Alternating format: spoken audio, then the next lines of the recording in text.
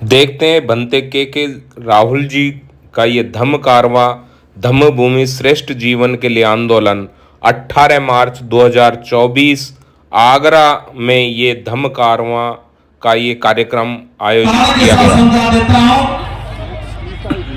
आप याद करो पिछली किसी शादी में गए हो और बहुत स्वादिष्ट खाना खाया हो, क्या उस खाने का स्वाद आज भी याद है? खाया तो जरूर तारीफ की होगी, लेकिन आज भूल गए।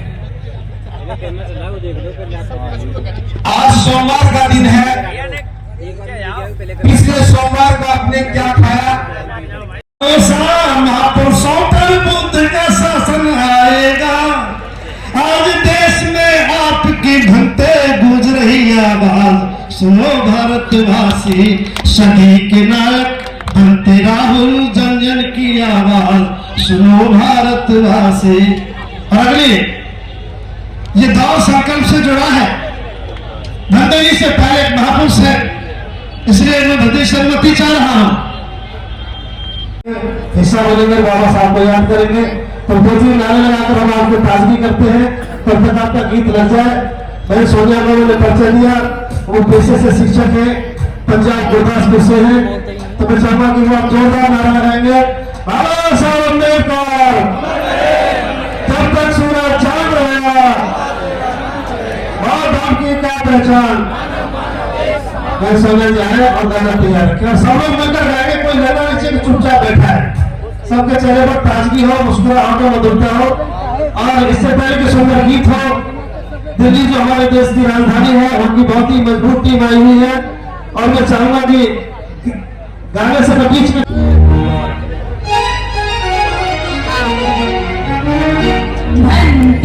राहुल बना रहे हैं वही तुम्हारा तंबू, बनते राहुल बना रहे हैं वही तुम्हारा तंबू, जिसके लिए बाबा साहेब ढूंढ रहे थे बंबू, बनते राहुल बना रहे हैं वही तुम्हारा तंबू, जिसके लिए बाबा साहेब ढूंढ रहे थे तंबू, बनते राहुल बना रहे हैं।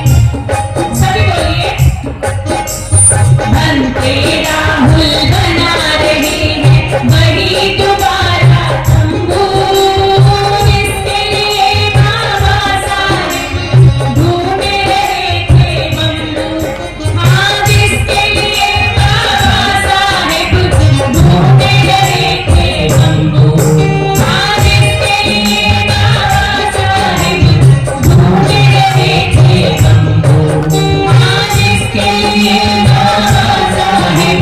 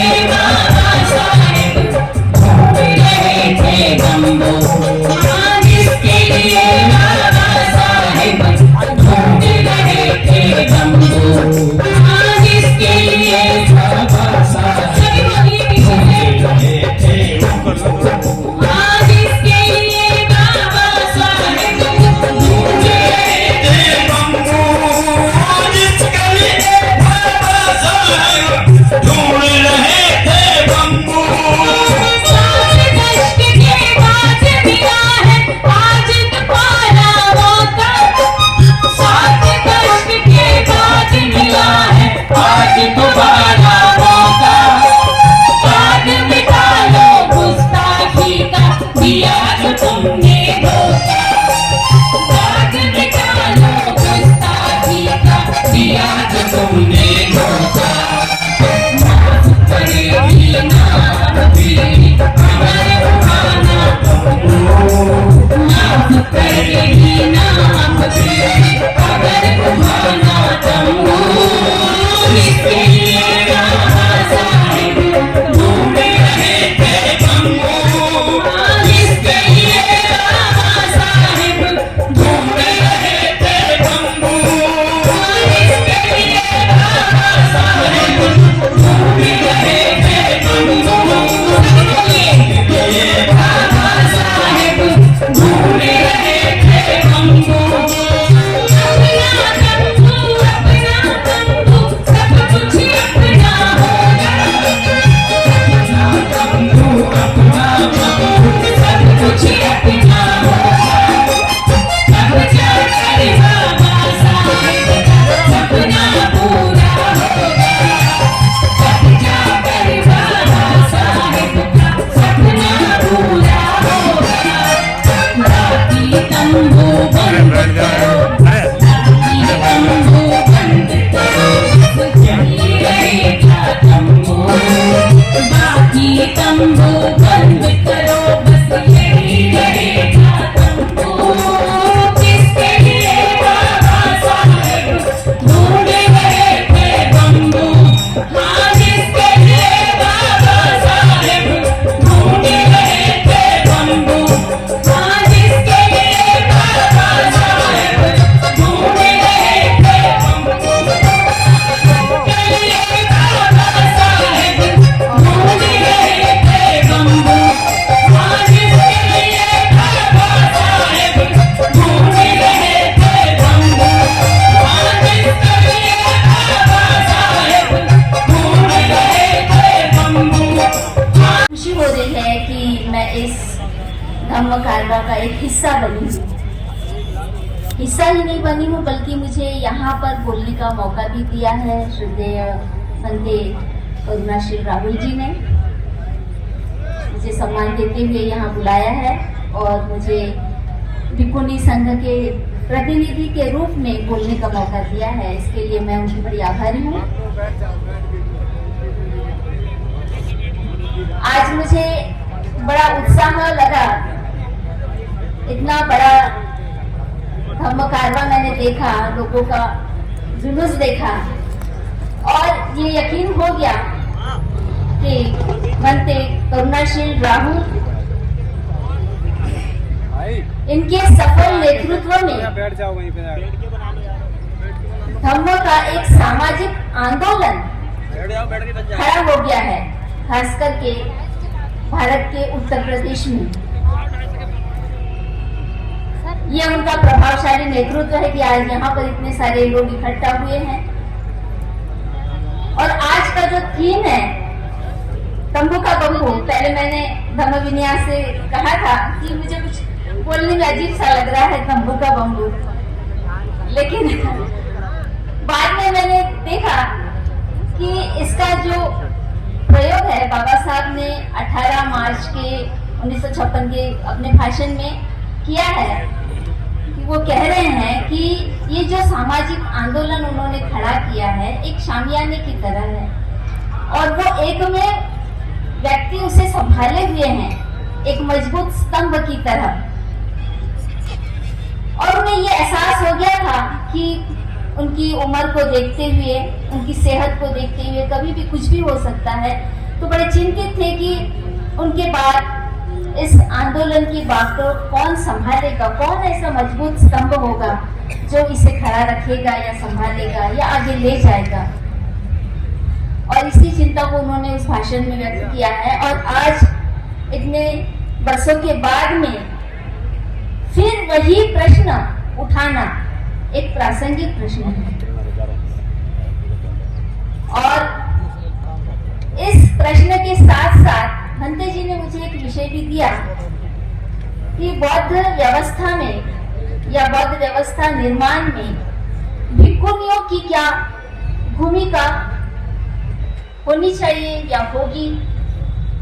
ये प्रश्न इसलिए उपस्थित हुआ क्योंकि भिक्खुनी संघ भी इस आंदोलन का एक महत्वपूर्ण स्तंभ है, एक पिलर है।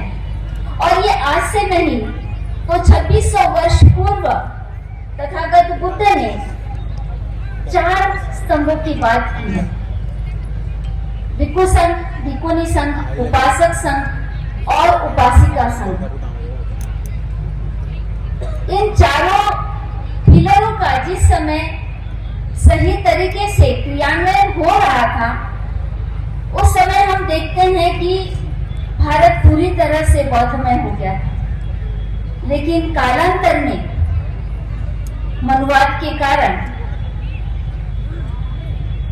हमारे जो ये चारों महत्वपूर्ण पिलर है जो ढा दिए गए, और उसके बाद में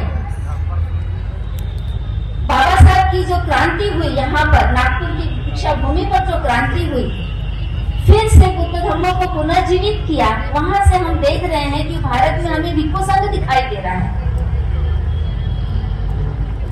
और जो स्त्रियों ने एक आंदोलन के तहत ये परंपरा शुरू की थी कि वे भी बुद्धा के संघ में प्रवेश पा सकती है और वे धम्म का एक मजबूत पिलर बन सकती है, उस संकल्पना को फिर से उजागर किसी ने नहीं किया। जब नागपुर में 1998 से फिर से भिक्खुनी संघ पुनर्जीवित हुआ, तो वे भी इस बारे में उतनी गहराई से चिंतन नहीं कर सके कि ये बुद्ध द्वारा बनाया गया एक मजबूत पिलर है जो धम्म और समाज और सांस्कृतिक रूप से एक क्रांति को आगे ले जाने के लिए महत्वपूर्ण कार्य कर रहा है। सब बिखरे बिखरे हुए थे, उन्हें जोड़ने का महत्वपूर्ण कार्य हमने नागपुर से शुरू किया। हम कहेंगे कि पूरे भारत में तो नहीं, लेकिन एक हमारी छोटी सी कोशिश रही है कि हम भिक्खुनी संघ को इस धम्म क्रांति के या इस सामाजिक आंदोलन के एक बंबू के रूप में खड़ा करने की कोशिश करते रहे हैं। और आज ये कार्य दुगुनी गति से हो सकता है जब हम चारों संघ ये समझ ले कि हमारे समन्वय से ये कार्य बहुत तेज गति से बढ़ सकता है। अभी भी लोग भाषणों में बोलते समय भिक्खु संघ बोलते हैं, लेकिन भिक्खुनी संघ जबान पर नहीं आता है। उपासक उपासिका जरूर बोलते हैं। जैसे आप किसी इमारत को बनाते हैं या छत को बनाते हैं तो उसमें 4 पिलर बनाते हैं ना, 4 पिलर या 3 ही पिलर बनाते हैं, 4 पिलर बनाते हैं, है ना। तो ये जो दूसरे नंबर का पिलर है भिक्खुनी संघ, ये कहीं ना कहीं मिसिंग नजर आता है। मतलब आपकी गलती नहीं है, हम प्रचारकों की ही गलती है। हम आप तक नहीं पहुंचे हैं, हमारी बातें आप तक नहीं पहुंची है। यहाँ तो सैकड़ों हजारों बम्बों की हम बात कर रहे हैं। यहाँ प्रत्यक्ष रूप से हम देख रहे हैं कितना बड़ा शामियाना खड़ा है और वहां पर 1-2 नहीं तो कई बम्बू लगे हुए हैं, तब जाके वो सही तरीके से स्ट्रेट खड़ा है।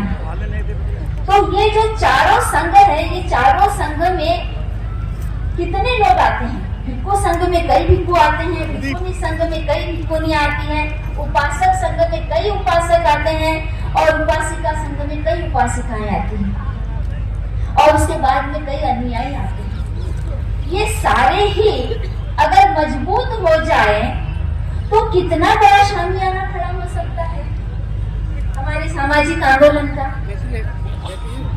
लेकिन ऐसा नहीं हो रहा है। हमें कुछ रुकावटें, बदलाव करना है। सांस्कृतिक बदलाव से सामाजिक परिवर्तन होता है।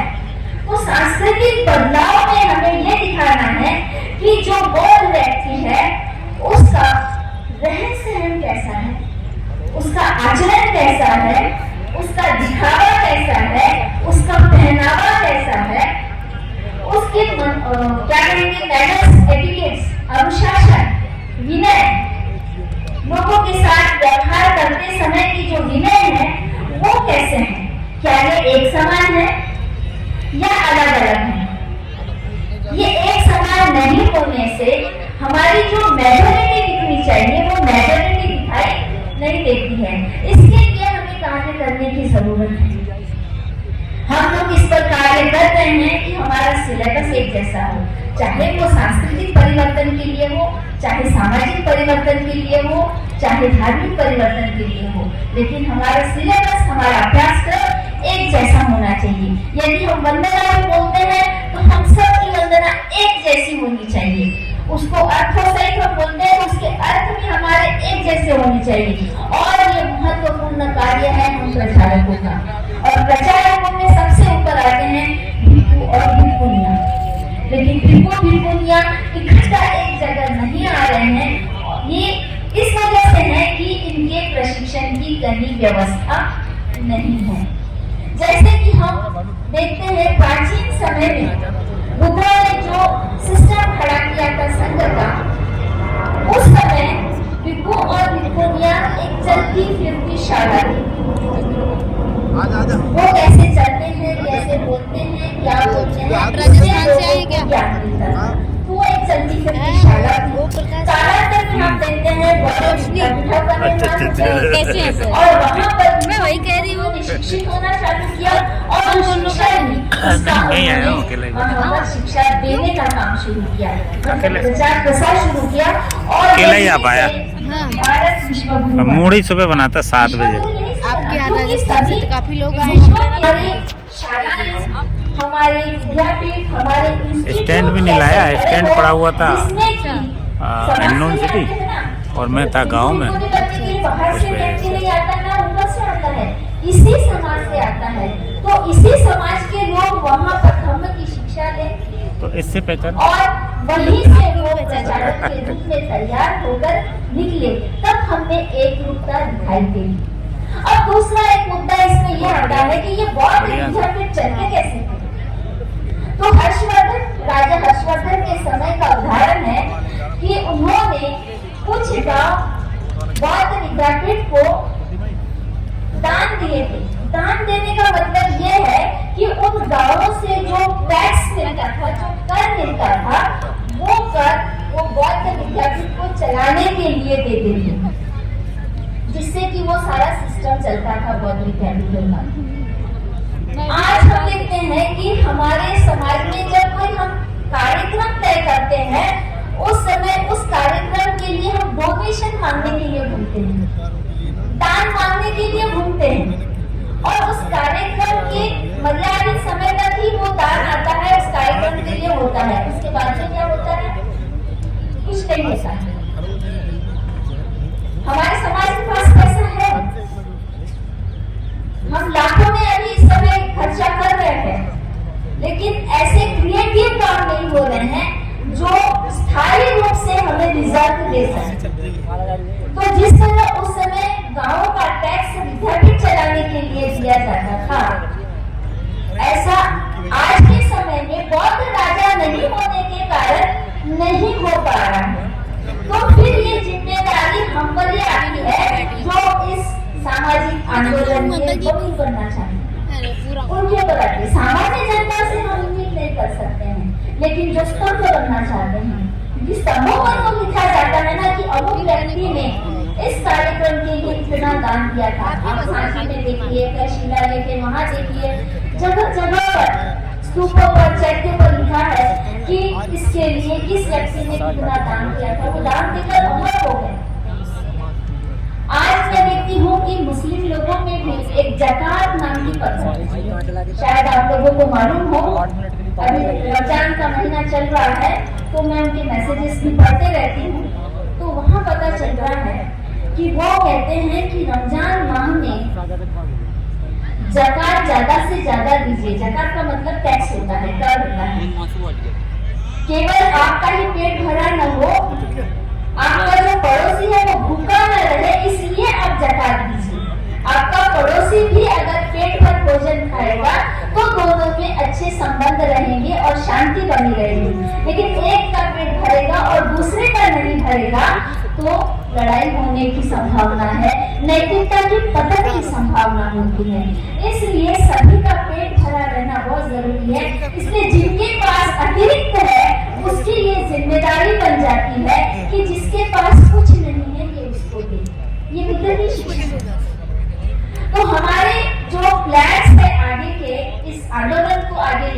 उसके लिए जैसे अभी हम काम कर रहे हैं सांस्कृतिक बदलाव के ऊपर में, बौद्धों की व्यवस्था निर्माण के ऊपर में, तो उसके लिए हमें बड़ी मात्रा में मनी पावर और मैन पावर लगेगा, है ना। अगर हम ये कर जो है जकात की जो पद्धति है ये हम हमारे समाज पे यदि लागू करते हैं हमेशा के लिए, साल भर के लिए, तो क्या ये सफल नहीं हो सकेगी? हो सकती है, लेकिन समाज को भी ये हमें आश्वस्त करना पड़ेगा कि इन पैसों का हम अपने समाज के हित में उपयोग कर रहे हैं। समाज के हित में हम बौद्ध विद्यापीठ खोल रहे हैं, समाज के हित में हम हॉस्पिटल खोल रहे हैं, समाज के हित में हम शालाएं खोल रहे हैं, समाज के हित में हम बिहार बना रहे हैं या चैत्य बना रहे हैं। ये इस तरह से हमें लोगों को आश्वस्त करना पड़ेगा, क्योंकि अभी तक के जिन लोगों ने धर्म के नाम पर जो काम किए हैं तो बहुत सारे लोगों को ऐसा लगा कि हमारा पैसा वेस्ट जा रहा है, जो होना चाहिए वो नहीं हो रहा है, इसलिए कुछ लोगों ने अपने हाथ खींच लिए हैं।